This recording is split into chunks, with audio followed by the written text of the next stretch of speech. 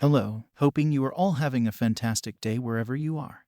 Today, let us shift our focus to comedy and depression. Specifically, let's discuss comedy and how you can make it your daily dose for neutralizing those stressful moments and killing depression and anything associated with it completely. First things first, can you define what comedy is? I'll do it for free. Comedy is a genre of fiction that consists of discourses or works intended to be humorous or amusing by inducing laughter, especially in theater, film, stand-up comedy, television, radio, books, or any other entertainment medium. Now, let's move to what psychologists say out there. According to Sultanov, stressing emotions such as depression, anger, and anxiety cannot exist at the same time when one is experiencing humor, as well as the mirth of humor. Therefore, in the moment of experiencing mirth, the other distressing emotions such as depression dissolve. Well, let's listen to these two great psychologists.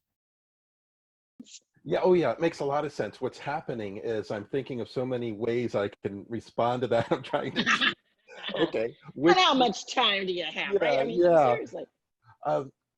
Because one area that I was thinking about is something that Governor Cuomo, in his press news conference, really is doing that would help everybody to feel less anxious. And I think it's really brilliant. I don't know that he knows that he's doing it, the He psychological doesn't know he's impact. brilliant. I mean, I know he knows what he's doing. I don't know that he Yeah, knows the yeah. psychological impact. And that is when he talks to the citizens of New York, he is speaking some fundamental truths. And there's certain fundamental truths, if you embrace them, anxiety goes down. And I'm going to go real Okay. briefly with this because I want to get back to the humor stuff. Okay. And now I'm paraphrasing. I have them written down, but I'll have to paraphrase. And one of them is, he says, we will get through this. And that is a truth. I as an individual, we as a society, the state of New York, the state of California, the whole country will get through this. We won't get No, through this. no question. And that's a fundamental truth. And another is that he says, we are strong. And as human beings, we are strong. Now, there's a variability, but we're strong as human beings. And he didn't say this truth, but I don't think he might have. But another one is that all of us have gotten through every disaster we have ever faced. We have gotten through every challenge we have had in life. And Cuomo did say, we're New Yorkers. We got through 9/11. Right. And that's true. And when Right. people embrace these truths that we will get through, that they will feel better. And in psychology, those are called core beliefs. And they are very deep inside of each one of us, and they are difficult to change. So if your belief is, I'm not going to get through this, I'm not going to get through this, that's difficult to change. And from that belief comes all this negative thinking that runs up the ladder up to your immediate thinking. Yeah. So that was one of the things that I was thinking about when you were talking. And a second one, I think you were talking about, well, how do we help people? And now I'm going to talk about some things, but that so many people are talking about. I almost hate to repeat it, but I'm going to at least mention it because Okay. maybe people watching this won't be those who already know what I'm going to talk about. And that is with humor, it's to bring humor into your environment. Yeah. How do you do that? Well, very easily these days. You have friends send you humor. I mean, you and I must receive tons of emails every day with funny Yeah. stuff. Yeah. And so that is one way, receiving humor. Another is distributing humor. Another is, and this one's a little more challenging because this may not be, receiving humor is easy, sending humor is Yeah. easy. Passive. Then perceiving humor, see the Mhm. funny things around you. You'll be Yeah. able to laugh at whatever silliness you see around you. That's good. And we all know that humor is a social lubricant. So Yeah. it brings people closer together. Another thing, of course, would be to, or like you and I both like Big Bang Theory. So Yeah. we might be watching Big Bang Theory because that's bringing humor to us. Now, what I'd like to do, if it's okay with you right now, is talk to the health impact of those humor experiences. Is that okay? Okay. Sure. Okay. So when we look at humor, in my world, there are three, maybe four huge health impacts. One I was just alluding to, and that is that when we use humor, we have that social bonding. And we know that when people are connected and belong, they feel better. We just Yeah. feel better. And that's genetically encoded because those who bond and connect have a higher survival rate than those who don't. And that's from, cave person days. But as you've heard me talk about many, many times, humor has three specific health impacts. And I'm going to start with laughter. When you Okay. experience humor, you may laugh. And when you laugh, in terms of the crisis, the pandemic, and anxiety, deep, heartfelt laughter is a physical activity, but it also creates a physiological reaction. So the Right. physical way of reducing anxiety and stress with laughter is that your muscles contract and expand and contract and expand as you're laughing, which is relaxing physically. Yeah. You're oxygenating your blood because you're breathing more deeply. Right. And of course, and probably some of the people that are watching know about serum cortisol, that cortisol Right. is reduced with deep, heartfelt laughter.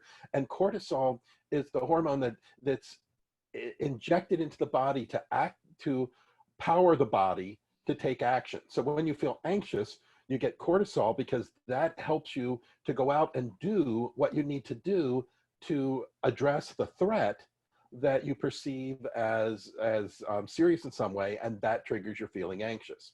So with laughter, we get the benefit of the muscle contraction and the reduction of serum cortisol. And one other thing would be the pain reduction. Tolerance to pain is increased with deep, heartfelt laughter. So perhaps somebody who is positive right now for the virus might find that laughter reduces pain that they're experiencing associated Nice. with the virus. Whether it does or it doesn't, it won't hurt, Right. Right. at least as far as I know. So we've got the physical part with the pain.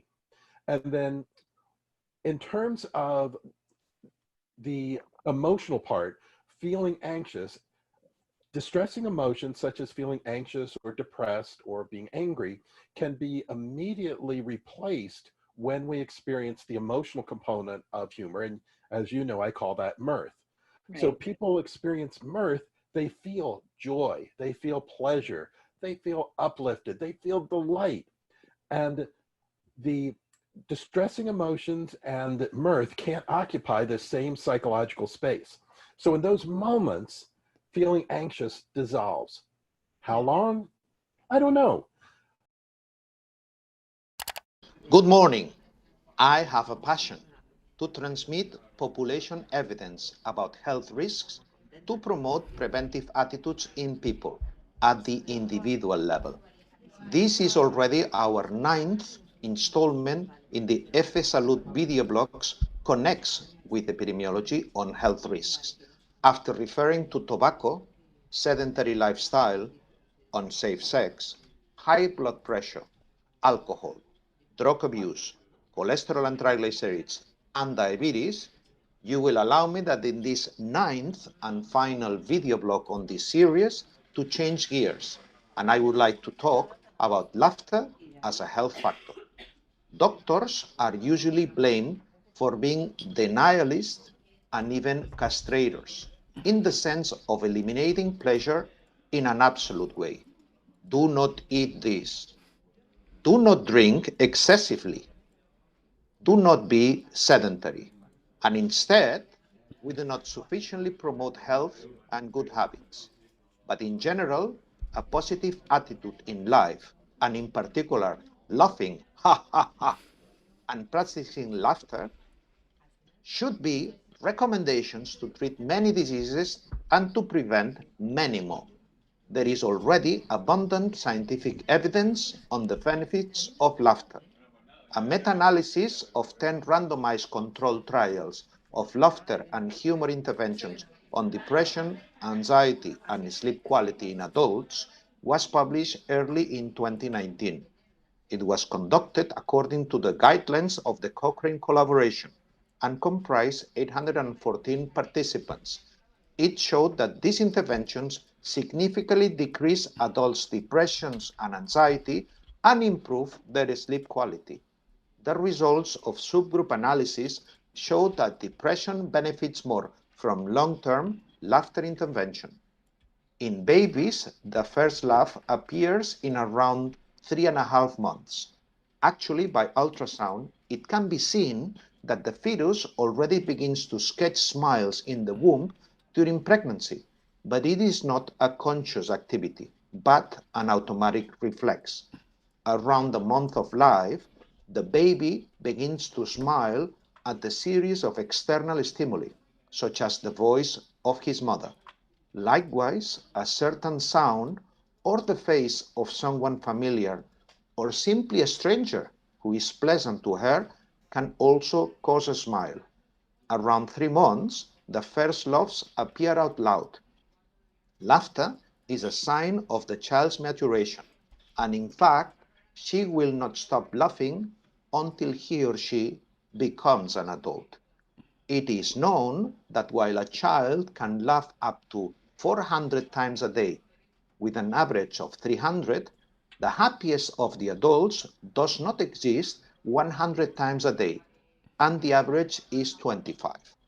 And laughter is a very serious thing. In the so-called blue zone, where the WHO detects an excess of centenarians, they had to add a vertex to the triangle of diet, exercise, and not smoking. The fourth vortex of the diamond is made by social relationships, believing in any religion, and laughter. Think that it is rare for anyone 100 years old to be a crook, and in most centenarians, good humor and the joy of living dominates. They enjoy everything. Dr. Patch Adam, master of laughter therapy, dedicated me his book Gesundheit with a "Be silly every day." Sometimes I forget, but today is today. Remember, think of yourself, others, and the planet. Prevention is the best medicine, and prevention is better than many cures, something that has been known since Hippocrates. Practice by example and love, and make those around you laugh, or at least smile, please, as the exercise or physical activity make a minimum of half an hour to smile every day. Good information on time is essential. Remember, prevention is life. So, with all these evidence, it's time you did yourself some well-deserved justice. How about a heads up? Our very own Crazy Kennar is good at what he does. Make sure to enjoy, and I'll see you on the next one. Oh, you have finally done it. Yes. So? In our family, we have medicine genes. This is a doctor.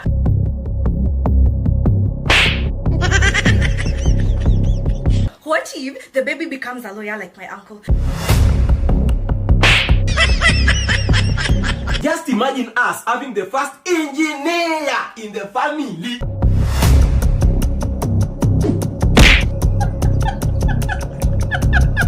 Or she takes after her mother's beauty.